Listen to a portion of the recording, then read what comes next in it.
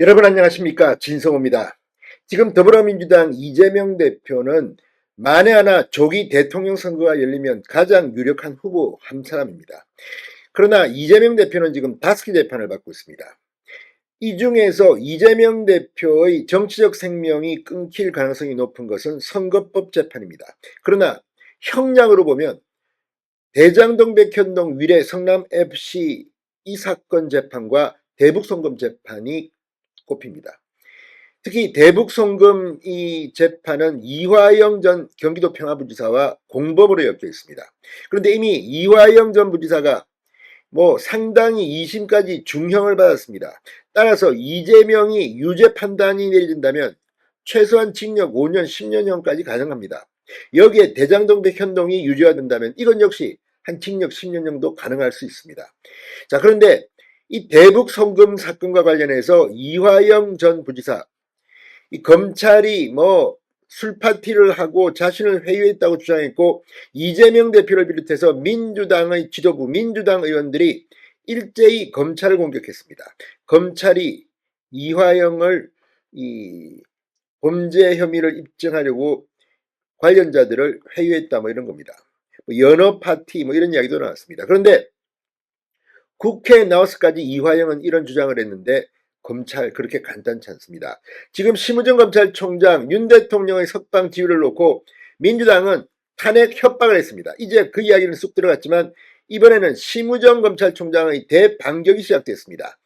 자, 심우정 검찰총장, 큰 사건은 다 보고를 받고 지시를 하거나 인정을 하거나 하면 아무튼 이화영 전 경기도 평화부지사 지금 이미 3개의 재판을 받고 있습니다. 그런데 검찰이 이화영 전 부지사를 6번째로 기소했습니다. 정말 끝까지 파는 모양입니다.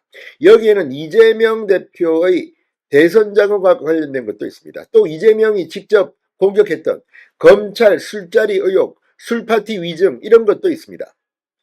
검찰은 이화영을 끝까지 팔 겁니다. 이 말은 이재명과 끝까지 간다는 겁니다. 자, 이재명 대표 지금 윤 대통령의 탄핵 이게 현재에서 각하될 것이라는 그런 가능성이 점점 더 커지고 있습니다.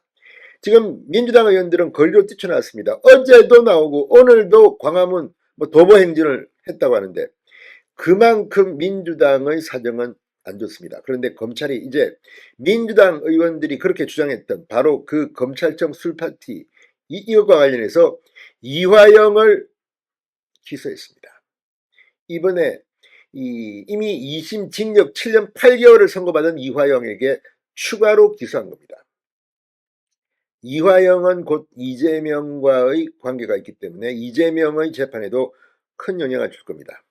자, 심우정 총장 속으로 니들 잘못 건드렸어 이런 생각을 하고 있을지도 모르겠습니다. 진성호의 융단 폭격 시작합니다. 이화영 전 경기도 평화부지사를 융단 폭격합니다. 자, 쌍방울 불법 대북송금 사건 등으로 2심에서 징역 7년 8개월을 선고받은 이화영 전 경기도 평화부지사, 불법 쪼개기 후원, 검찰청 술파티 위증 등의 혐의로 추가 기소됐습니다.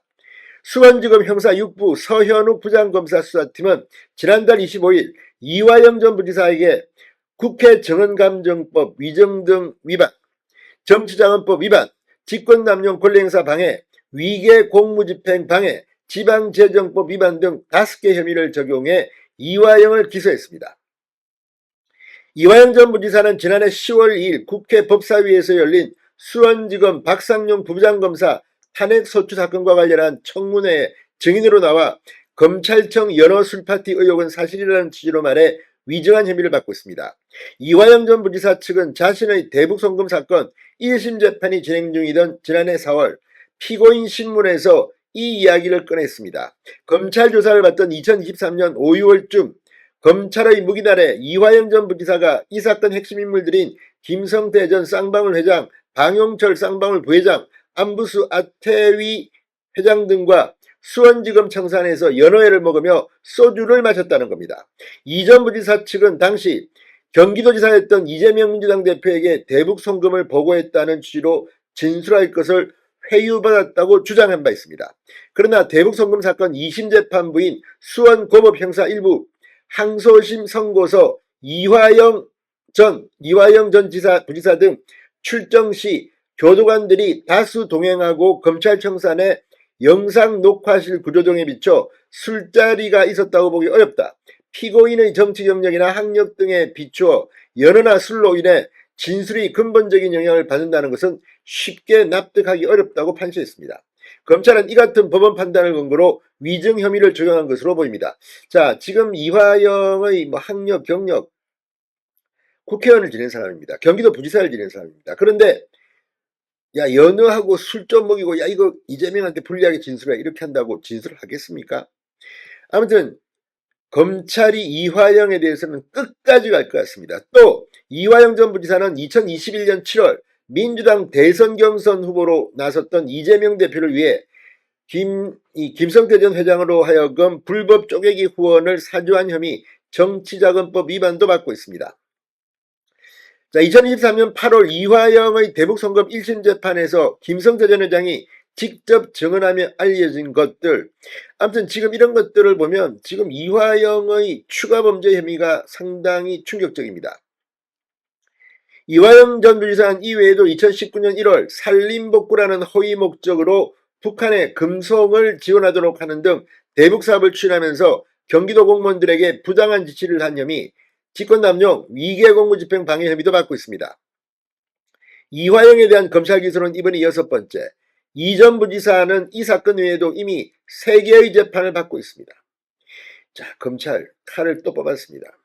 이화영의 범죄 혐의, 앞으로 이재명 재판에도 상당한 영향을 줄 겁니다. 이미 이화영은 2심까지 마쳤기 때문에 사실관계는 상당 부분 확인됐습니다. 이재명의 대북송금 재판은 그래서 상당히 빨리 끝날지도 모릅니다. 진성호의 융단 폭격이었습니다. 여러분 감사합니다.